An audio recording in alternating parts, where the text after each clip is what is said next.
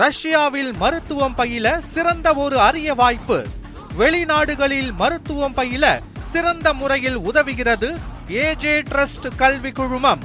எண்ணூரில் போதைப்பொருள் கடத்தல் வழக்கில் 10 நாட்களுக்குள் 21 கிலோ கஞ்சாவை பறிமுதல் செய்து 4 பேரை தனிப்படை போலீசார் கைது செய்துள்ளனர். கடந்த மாதம் 7 கிலோ கஞ்சாவுடன் கைது செய்யப்பட்ட தினேஷ் கொடுத்த தகவலின் அடிப்படையில் லாரி ஓட்டுநர் மணிகண்டனை போலீசார் பிடித்து அவரிடமிருந்து 8 கிலோ கஞ்சாவை பறிமுதல் செய்தனர். தொடர்ந்து மேற்கொண்ட விசாரணையில் தினேஷின் கூட்டாளிகளான கருப்பசாமி மற்றும் பரத் ஆகியோரையும் ஆந்திர மாநில எல்லைப் பகுதியில் கைது செய்து மேலும் 8 கிலோ கஞ்சாவை கைப்பற்றினர்.